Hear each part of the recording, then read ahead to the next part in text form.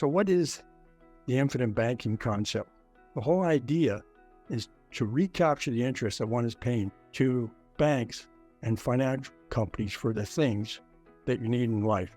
It's not about investments of any kind. It's about how one finances the things of life, and it can certainly include investments. And it's not about rates of return. As time goes by, interest rates go up and interest rates go down. But the process of banking goes on no matter what. So here's the question. How much of it do you control as it relates to your needs?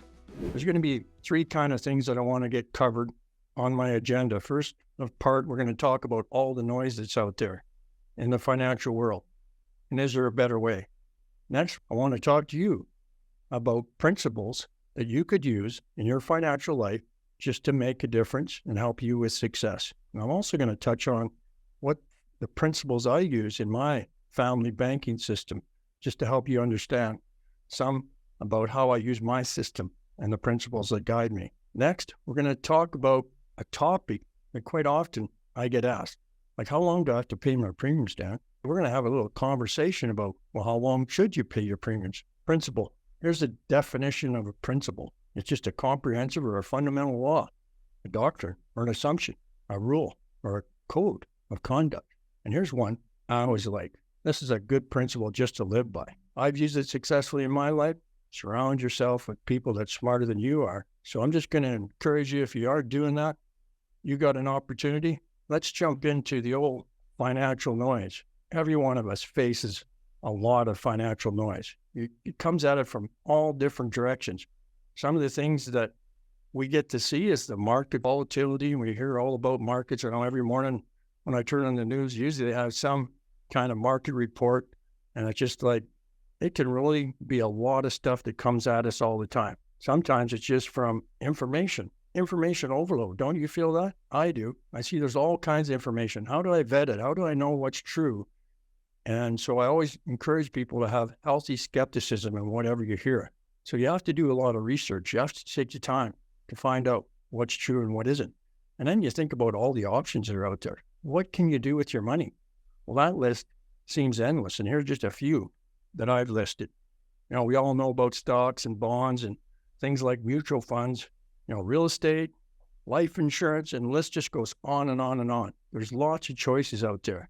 So that's kind of the noise that we get faced with. I wanted to talk about John Smith, and he's a 43-year-old accountant. You know, he went to university, got his accounting degree, started working at a small firm, been there for a lot of years. You know, now has a young family, and he enjoys doing, you know, a lot of the things that, you know, some of us enjoy doing, like golfing and just taking time on the weekends to relax. But lately, he's been getting more and more anxious as he thinks about financials, you know, his state and retirement. And that's quite common. Like I find when people get towards this age and on, they start to think more about retirement. Am I going to have enough? And so you start to get anxious. Am I doing everything I need to do? And how do I look and how do I find more financial security for my family and their future? Now, a question I've got for you. Well, how does all that anxiety and stress impact us all? Well, you know, one of the things I know is it put me in the hospital at one point in my life. We all know that not all stress is financial stress. Whether it's financial or not, stress is still stress. So let's ask ourselves this question. What are some of the financial stresses that are facing families today? So lately, this is on the news all the time. It's inflation. Cost of everything's going up for everyone. And of course, then there's our interest rate reality. Interest rates are going up. That's putting more stress on families. And then there's just all things related to cost. So how should we manage it? So I'm going to share a little story that it's real. I grew up around horses. You know, I grew up on a family farm, and, you know, we didn't have quads and motorbikes. We had horses. So that's what I got to use. And I got to be very familiar with horses, and I started to really enjoy being around horses. So because of that, I've used horses throughout most of my life. And I've been really blessed to be around a lot of horses and get to know them. And they all have their own personalities. And I've trained horses. I've raised them from, you know, foals all the way through to, you know, being saddle horses and all those good things. I've been blessed in life to be able to work around horses. And I've taught horsemanship courses.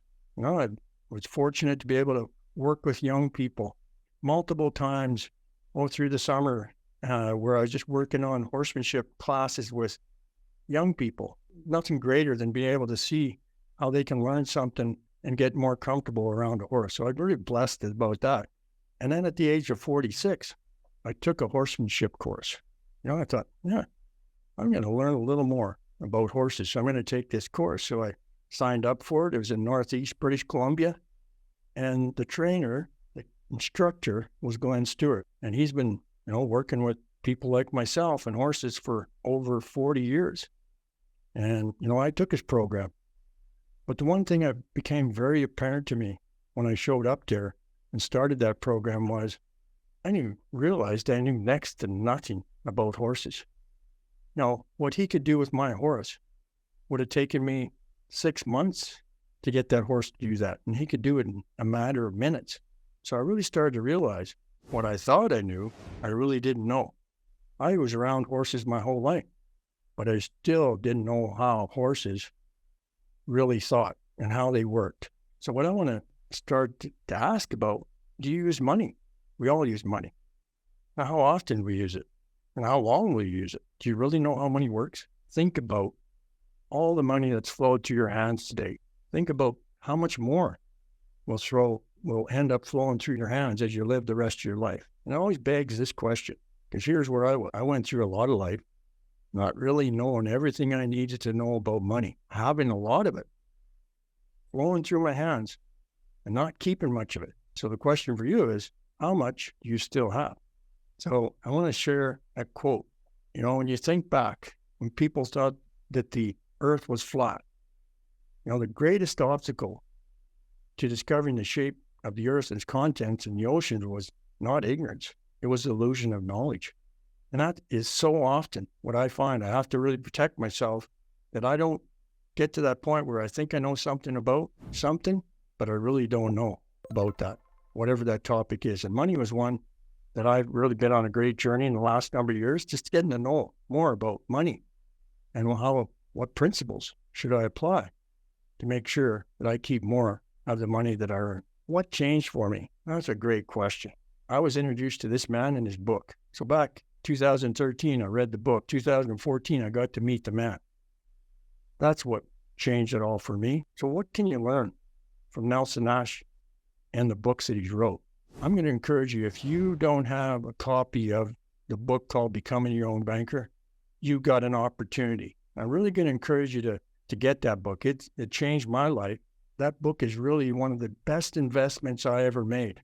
And then I've got these other two, and I can tell you that they are something I treasure, because there's so much good content, so many good principles to live by financially that Nelson shared with us. So you got an opportunity if you don't have that book.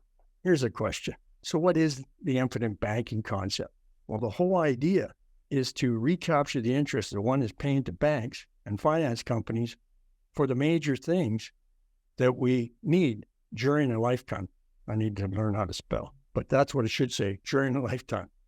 The other thing that he said in his book is the infinite banking concept is an exercise in imagination, reason, logic, and prophecy. Let's take a quick look at one of the examples that he has in his book, and it's all about imagination. Here we go back to the 1700s, and here's Gas, and he's a German mathematician.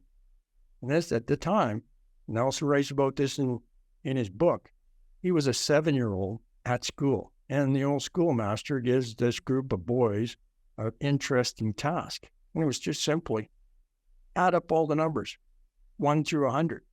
And, he looks back there, and there's Gas. He's just looking out the window, imagining. He's thinking. It all begins with the way you think. And he's thinking, and he visualizes a line.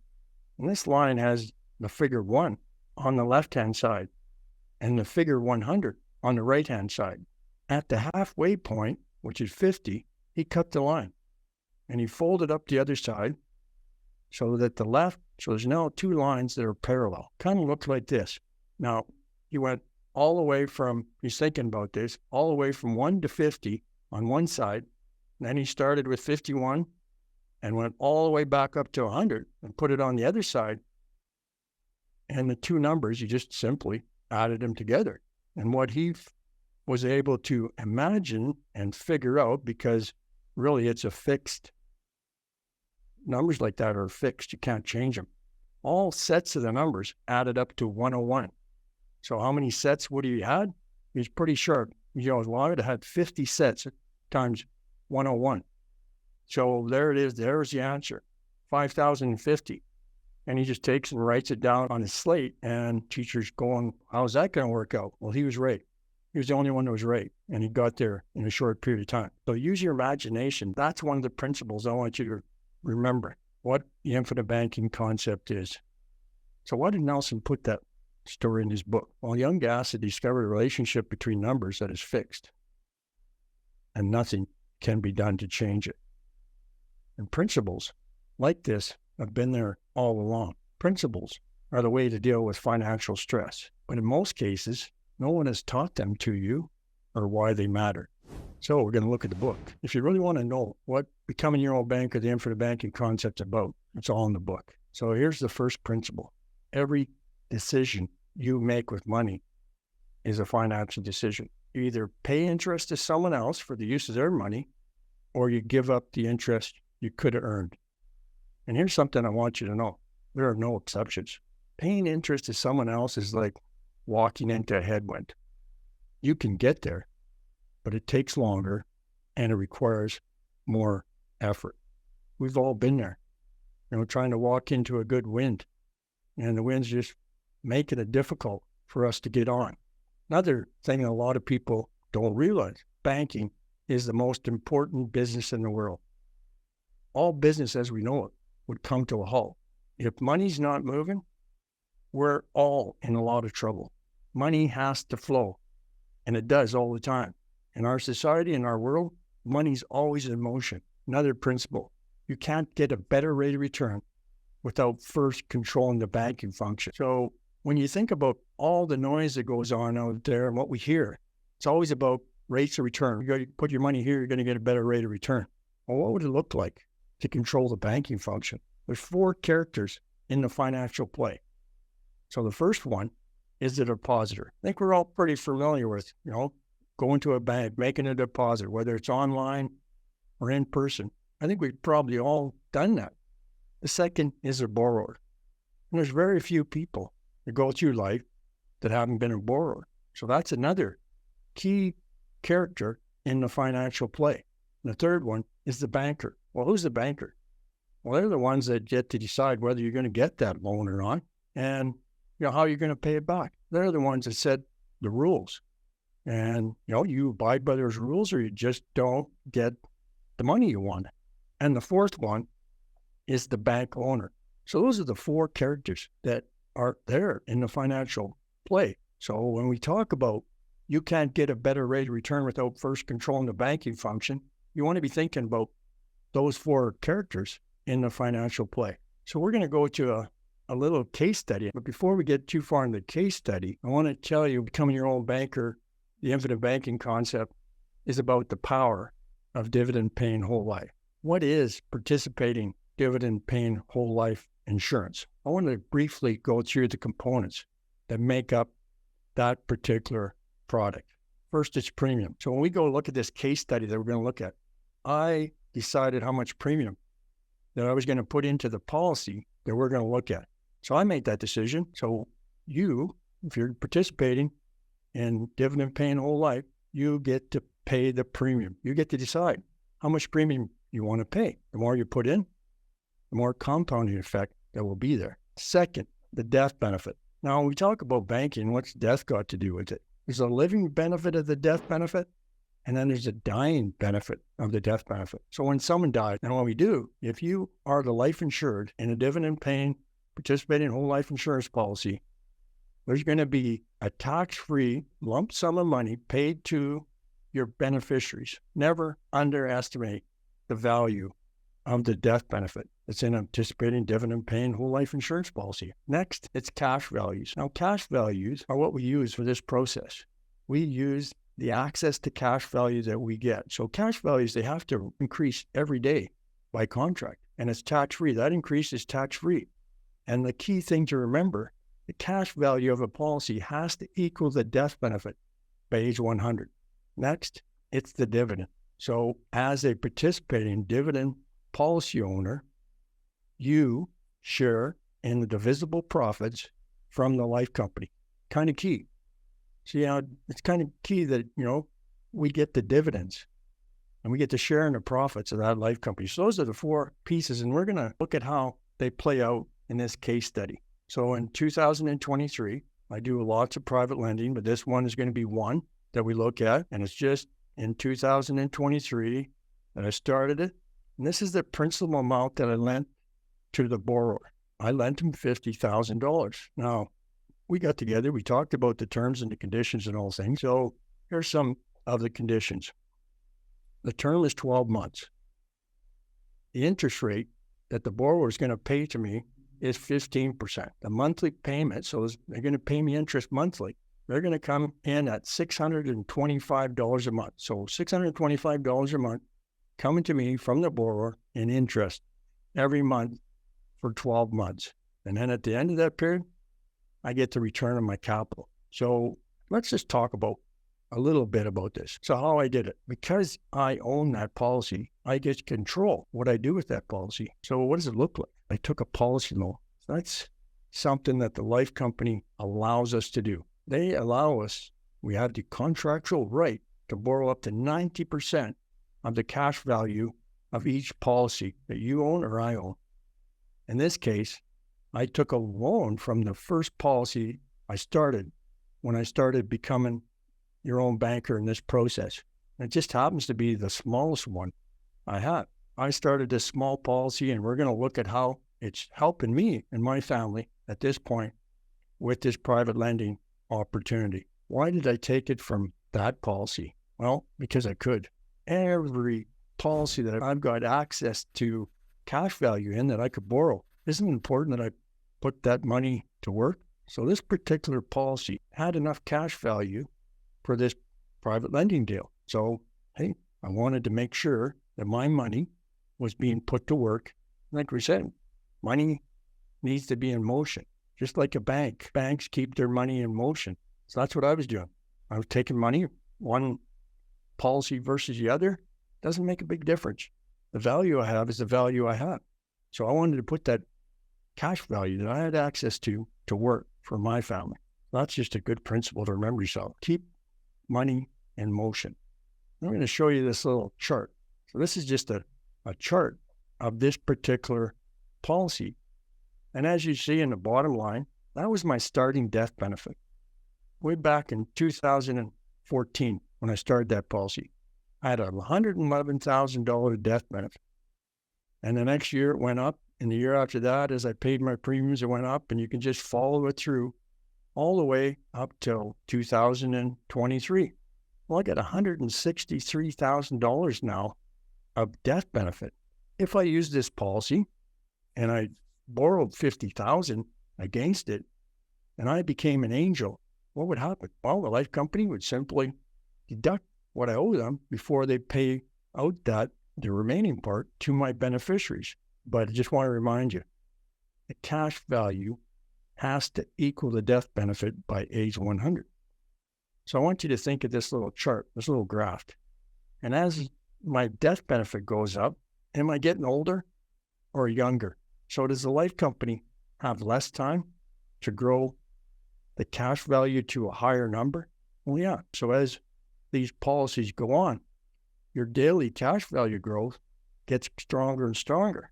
In 2023, in this particular little policy, my daily cash value growth is going up $9.45 a day. That's right. I don't have to do nothing. I just have to live that day and the next day. And every day I live, my cash value goes up by that $9.45. If you have questions about how does that work, here's a great book. This is a simple read, probably only take you an hour. It's just a great reference book that we have produced here at Ascendant. Jason and Richard authored this book that really speaks about how cash falls the leader, and the leader is the death benefit. So now let's go look at the amortization table that I built for this little loan that I took from the life company. So this is the loan that I took out of my policy, and this is what I'm going to pay back over time to the life company over this 12 months. There's the interest rate. Right now, the life company is charging me 6.5%. I borrowed $50,000 first year. When the borrower in my private lending deal, sends me the $625, what do you think I'm going to do with it? Well, I know what I'm going to do with it.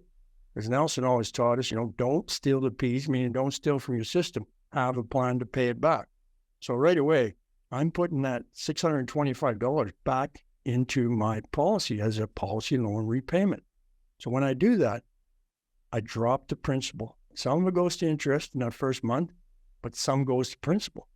And every month that I do it during those 12 months, you can see the interest cost is going down and the loan balance is going down. That principal amount's getting chewed down. So at the end of the year, I'm only going to owe $45,629 to the life company by paying that $625 a month back. So that's what I'm going to know. Now, when the borrower pays me back my capital, what do you think I'm going to do with it? Well, the first thing I'm going to do is pay off the rest of that policy loan, and then I'm going to look for a place to put the other almost $5,000 that I'm going to get, and I'm going to find somewhere to put it in as premium and another policy, or this one, if it's due for its premium payment. So I'm going to put that other amount of money back into this policy as premium. This is the total amount of interest income that I'm going to get from the borrower over that 12 months. Cost of interest to the life company was in that chart that we just looked at $3,130. And then taxes. Wish we could skip taxes, but no, I'm going to pay taxes on that income that I earn because that is taxable income. So I did a calculation, based on sharing and splitting this with my wife. We're going to pay taxes, and it looks like based on our marginal tax rate, it's going to be somewhere around $2,400 in 2003. You might be saying, okay, well, can you deduct the interest that you pay to the life company? Well, the answer to that is yes, I could. In this case, I chose not to. My situation, after tax, income to the family, $1,970 in 12 months. So how did we do? Let's see. All you got to do is take that amount, divided by 50,000, works out to 3.94% after tax rate of return. Everybody's big on rate of returns. Ooh, that's the rate of return I'm going to get after tax on that private lending deal. Well, you might be sitting there saying, hey, Dan, that's not that good. That's not that great of a rate of return for $50,000. Man, well, I got 15%. I thought that was pretty good. Then you might be thinking, well, couldn't you just use cash? Do you have savings you could have done that with? Well, I could have. Yeah, I did have savings I could have used to do that private lending deal. But I think we talked about why we don't want to do that. Now, if we took and just said, yeah, okay, Dan took cash and did the same deal. So still pay the same amount of tax. That's going to work out the same. So I'm going to end up with a little more money, right? $5,100. So you simply divide that by 5,000 and all of a sudden it's a 10.2% rate of return. Now that looks better. I have a question for you. So there would be a cost if I use cash. Every decision you make with money is a financial decision. You either pay interest to someone else or you give up the interest you could earn. Remember, there's no exceptions. Either pay up or you give up. But wait a minute, didn't we miss something? I didn't use my money to do this deal. Whose money did I use? I used the life insurance company's money. So other people's money. I didn't use mine. My cash values kept growing every day. Uninterrupted compound. That's a great rule if you can achieve it. So let's go through this little chart again.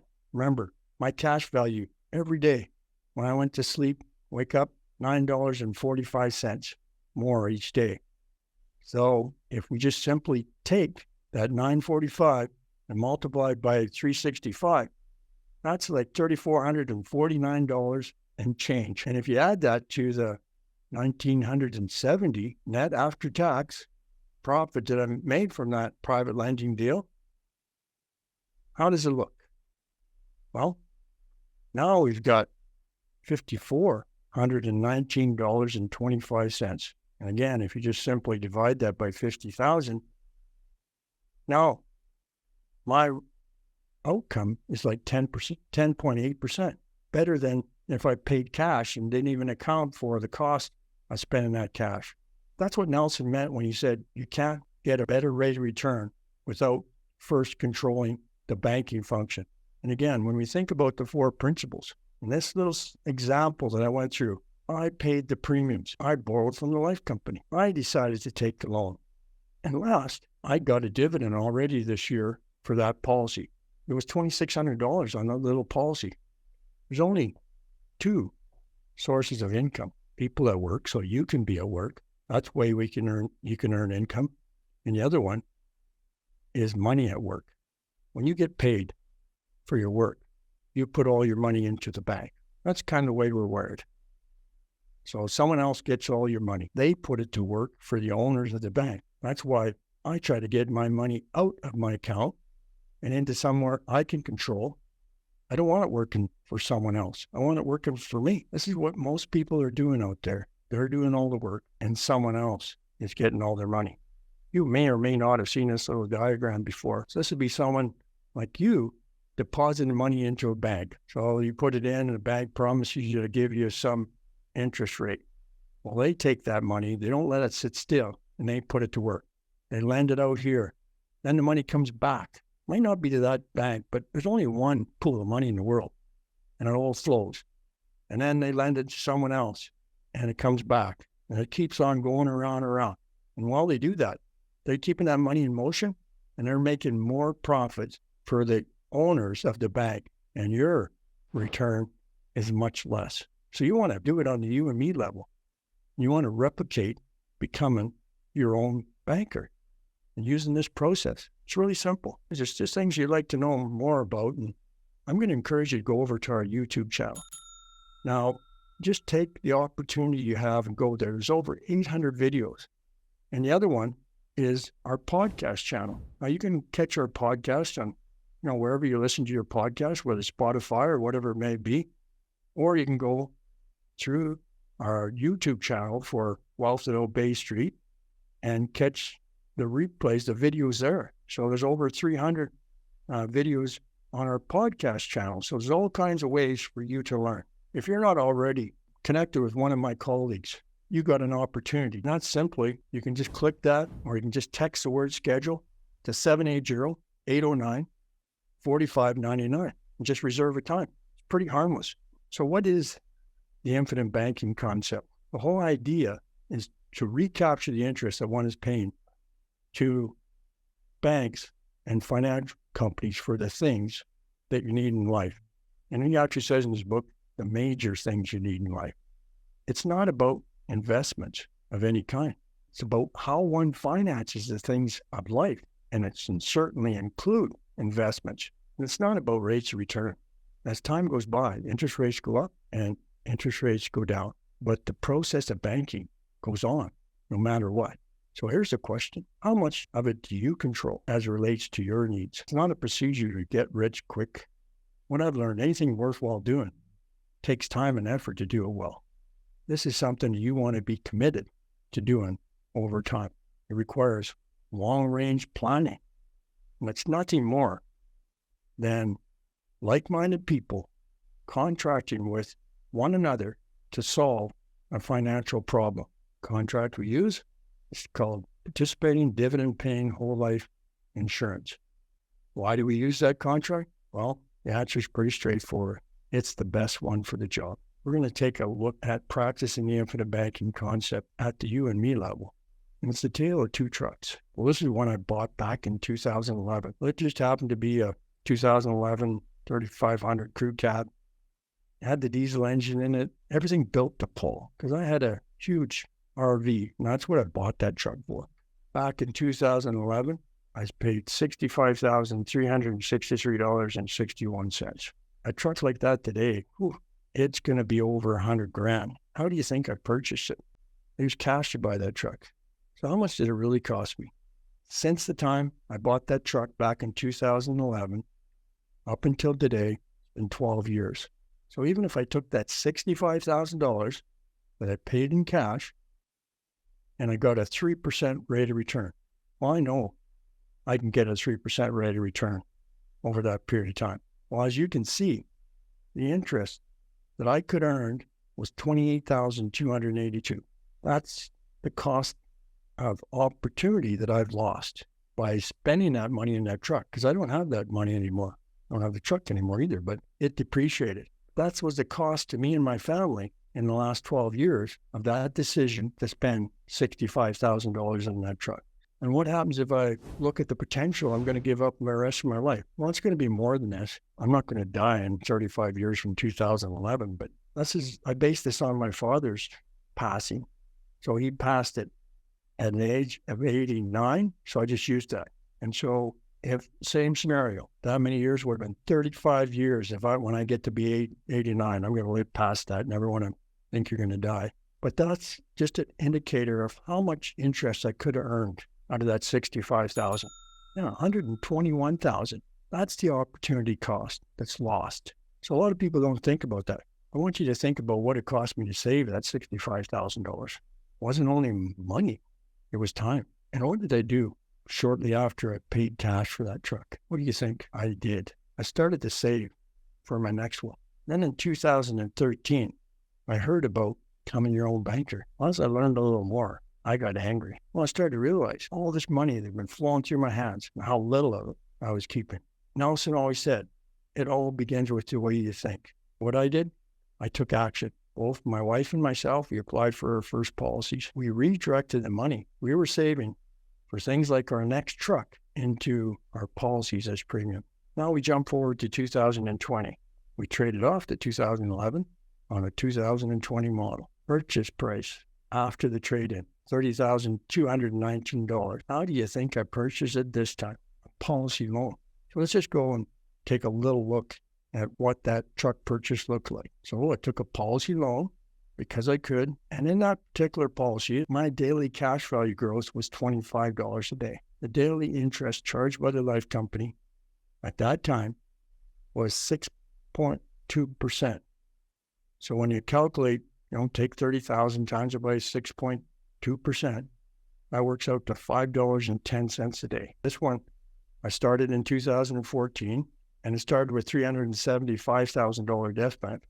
And each year, as I pay my premiums, that death benefit climbs. I've paid the premiums for this year, so everything's current on here. So you can see now, after my last premium payments, now up to $31.78. You see how it changes over time? Because in 2020, when I took that loan, was $25. But the life company had a smaller number. Death benefit was only $479,000, and they had more years to grow that cash value to equal the death benefit. So they didn't need to grow it at any higher rate than $25 a day. Well, jump ahead to 2023. My death benefit is now up to $545,000 in that policy. And the life company has to grow the daily cash value at a higher rate because they got a higher target and less time to get there. So that's how that particular product works. So I just wanted to go through that, re-emphasize it, help you to see what that policy that I used for this particular truck looks like back in 2020 and what it looks like today. So this is going to go through and just review how my wife and I dealt with that policy loan. So we took it out. We decided to pay it back at $500 a month. That worked with our cash flow. We set the amortization period. Every month on the 30th, we send $500 as a policy loan repayment to the life company for that policy to repay that policy loan that we have on that truck. So it's going to take us 6 years or 72 months to pay off the loan. That's our amortization plan. That's what we put in. We're going to follow it.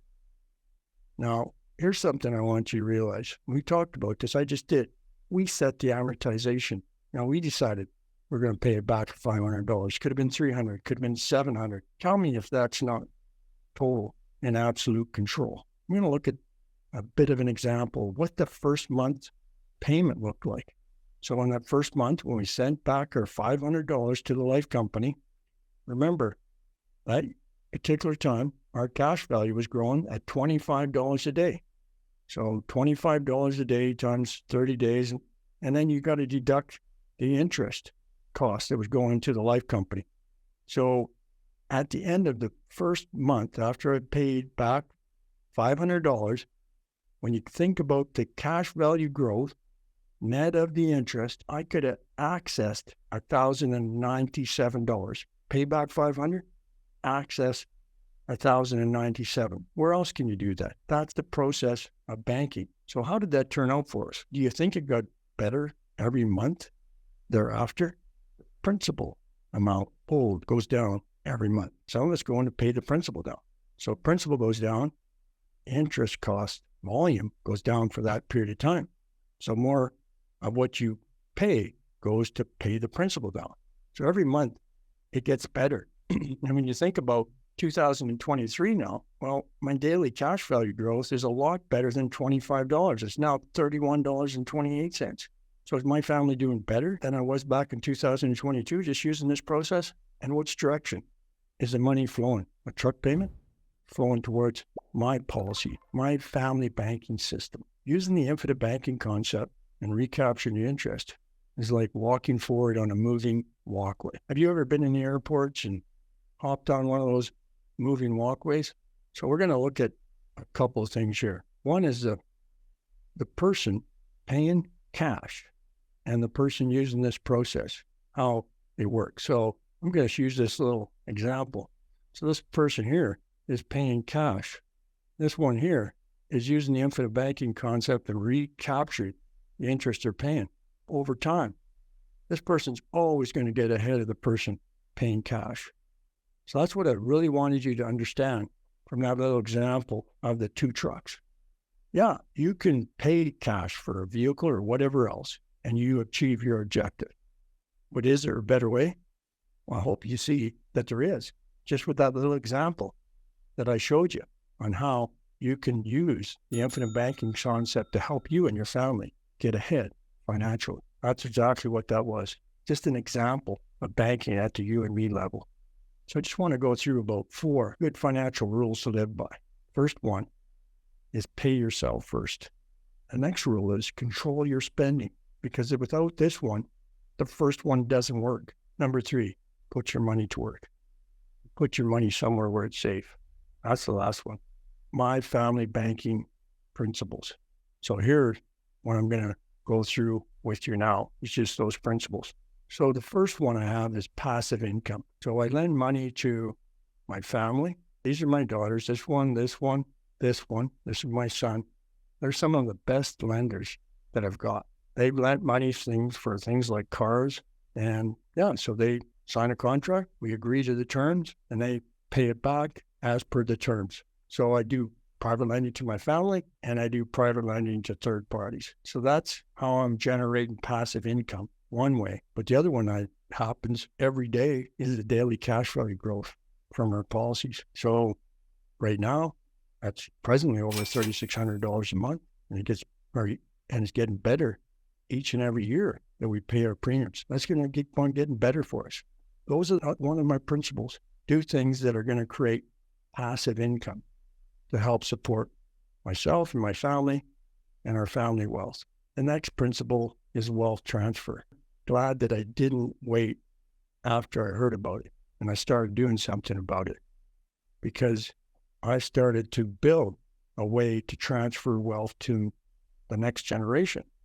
And it's not all going to be in dollars and cents. It's going to be in knowledge. So I'm working with my kids and my grandkids to help them understand this concept. So these 3 boys are my grandsons. And going back to scriptures, Proverbs 13:22, a good man leaves an inheritance to his children's children. So these are kind of the focus points when we think about wealth generation, one generation to the next. And so I'm a real believer that that's something I want to do and should do.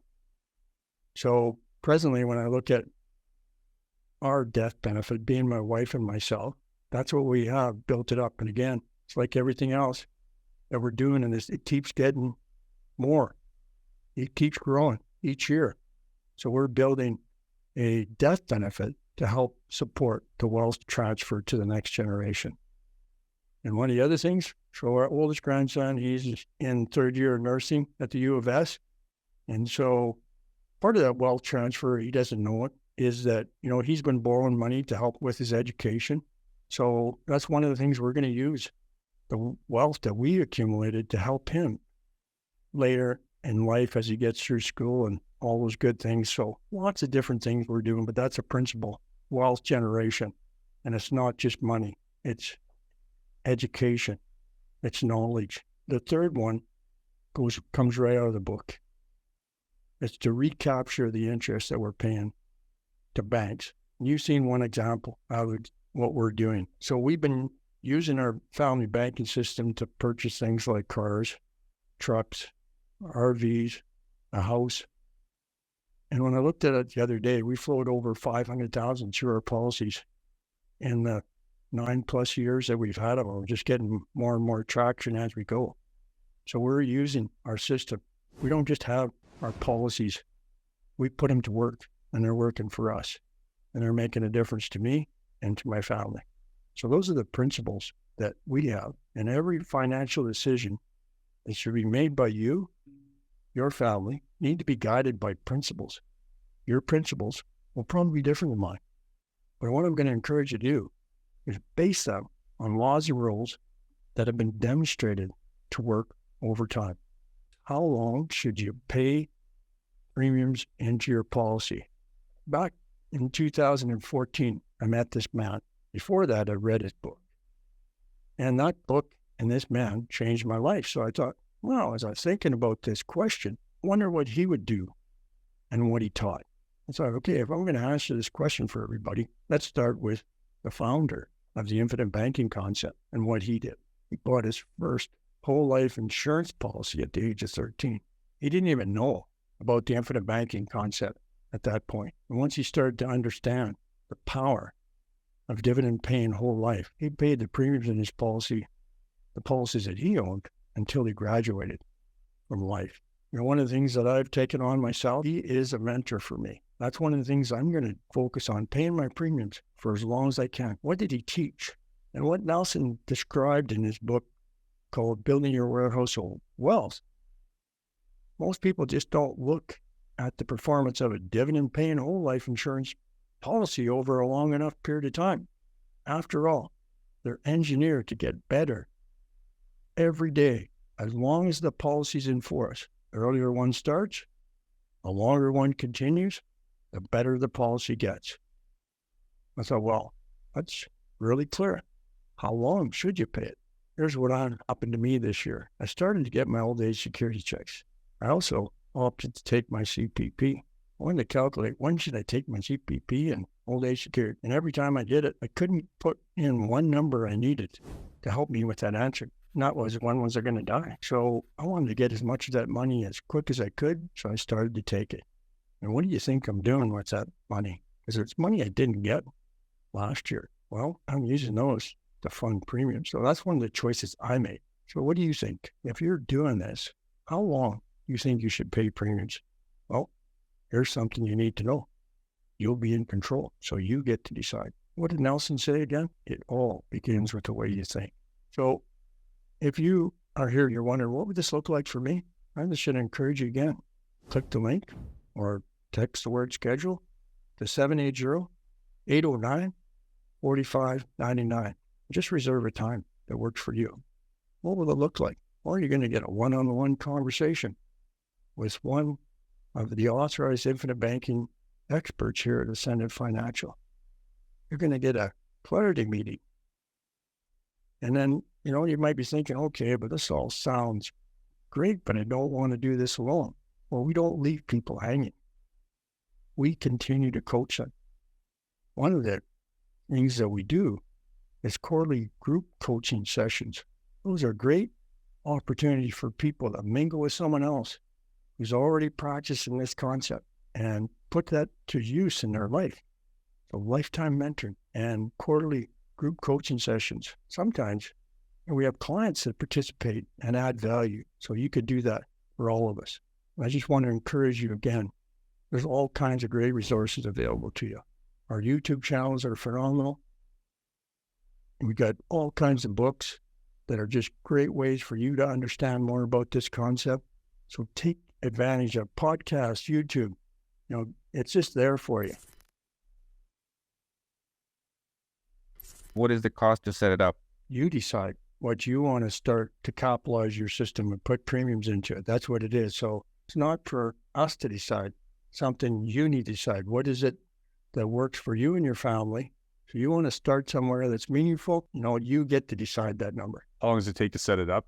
Generally speaking, I'll tell people you can expect a policy approval, assuming the policy gets approved, somewhere between 4 and 6 weeks. But it certainly can take a lot longer, depending on your health history and things like that. And it can happen a lot quicker. So there's no guarantee in terms of how long it takes to set up a policy. Dan, do you dedicate one policy to your private lending endeavors? Depending on what kind of opportunity comes along. But sometimes I'll do that where I'll just take and pick a policy and designate it for one purpose. But I will definitely use the same policy for multiple uses.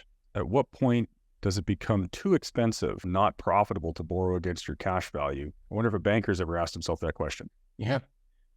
Yeah, what if we lend a lot of money out there? What happens? Well, we end up making a lot of profit. Oh, great. We should lend everything that we have and fractionalize it even more, 10 times over. So, right?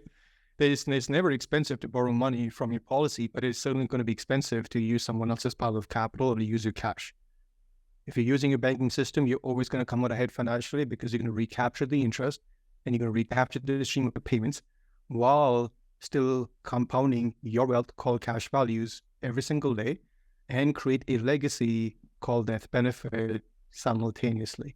Yep, there's one on multiple policies. Is that an advantage? Money grows on branches. So when banks become profitable, what do? They expand. They open more branches. So money grows in branches.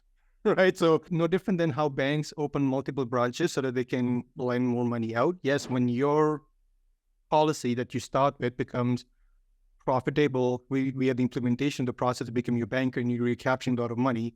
And that policy doesn't accommodate all that money again because it's all full. Then you're going to open another policy. It's going to happen. It happens all the time. Clients who start with one single policy, before the end of their first policy year, they end up expanding their program. It happens all the time.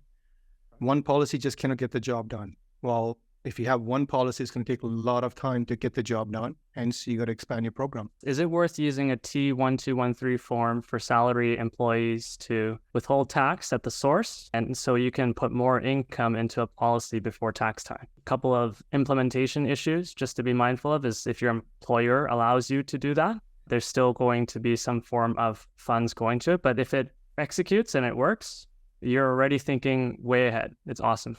Does anyone in the team claim the interest of funds borrowed when invest? I'm not. Anybody here claiming that as an expense? No, I don't. No. I want to keep things private. I'm going to recapture the money anyways. Lots of places to get tax deductions. I don't want them in my own private system. So in your experience of having to do this for 10 years, if you can go back and change one thing about IBC, how you started, how you did, like what one advice you would give to anybody learning from your own experience of being a banker? Because the best way to become a good banker is learning how to become a bad one. When I think about that, what would I change? I would have started bigger because I could have. And then I would have started looking for more opportunities to grow my money quicker than I did. So those are the two things I would have changed. Like use policy loans for more like passive income investments. Like again, it's like life, right? As you go through it, you're going to learn. And I'm still learning at this. So I still see things I didn't see. But always in hindsight, you go back and you say, okay, I could have done that quicker than I did. So too often I left too much of the cash value I had available, not working hard enough for my family. We talk about the family banking system, the family banking method. So may I ask you to share, how did you introduce this to your kids, this process, and got them on board? Because this is one of the most frequently asked questions that comes up from our clients. What I did is I told them what I was doing. Basically went through the whole gamut. Like I changed, I just went through doing the whole will, all those pieces as far as trying to get things in place for the future, and then sit down and talk to them about why I'm doing it and what I'm doing, and started introducing it to them. So different results with different children. Some have been much more open. Some have been more open to just using the family banking with the contracts we have in place versus really getting after it to the way they should. A lot of times, if you can show somebody, it makes a real difference. So that's what I found. And the more time I get doing this and the more, I learn that I can share with them, the better it helps them understand the opportunities. And it still goes back to the same principles.